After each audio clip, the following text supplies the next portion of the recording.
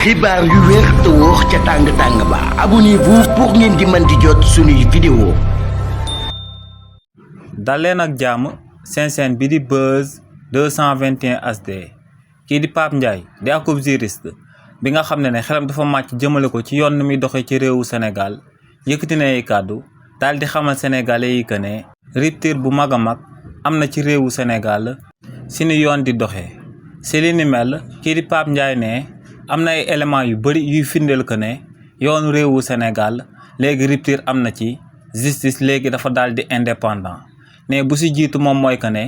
waa parti bi di Pastef nekk parti au pouvoir yoon day jël ndogal ba noppi ñu génn di ñaxtu ndax ndogal bu yoon di jël li ni mel du leen arrangé waaye tamit ne ñaareelu mbir lu koy daal di firndeel moom mooy que ne président Bassirou Diomaye Diakhar Faye mi nga xam ne moom mooy président bu Sénégal toog na Sénégal yi yëpp di ko dégg muy wax que ne askan wi seen wàllu bopp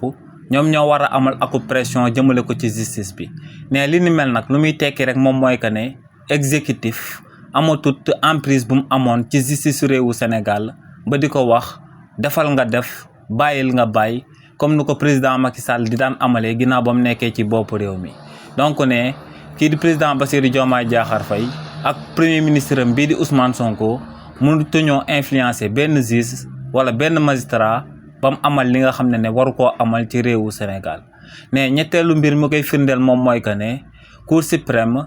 ginnaaw bañ teree Mansour Faye mu daal di génn ci réewu Sénégal ñooñee dañoo jël ndogal daal di wax état bu Sénégal mu daal di jébbal kii di Mansour Faye akum notification biy firndeel que ne kookee warta génn ci réewu Sénégal lu ko mooy ñu daal di koy bàyyi mu daal di génn ci réew mi te ne ginnaaw bu waa cour suprême diggalee li ni mel état bu Sénégal ne ci saa si la Jean Baptiste Tine di ministre de l'intérieur daal di amal akub lettre de notification daal di koy jébbal kookee di Mansour Faye te ne ginnaaw bu président Macky Sall nekkee woon ci bopp réew mi bëri na woon lool ay décision de justice yi nga xam ne régime président Macky Sall duñ ko doon daal di exécuter ndax ne ci réewu Sénégal juge Sabassy Faye waxoon na waa DGE ñu daal di jébbal kookee di président Ousmane Sonko ay fiches de parrainage waaye ne décision de justice boobee waa régime président Macky Sall dañoo bañoon ba tëdd ci suuf bañ koo daal di amal ne tamit amoon na ay décision de justice yi nga xam ne waa CEDEAO ñoo waxoon waa régime président Macky Sall ngir ñu daal di koy amal waaye ne ñooñee dañoo bañoon ba tëdd ci suuf ne décision de justice yooyee duñ ko amal tey duñ ko amal ci réewu Sénégal donc ne régime président Macky Sall dañ doon bañ a daal di appliquer ay décision de justice te régime bu bees bi bu décision de justice amee mu neex leen mu naqari leen dañ koy daal di exécuter te ne li ni mel mandargawu rupture la ci yoonu réewu Sénégal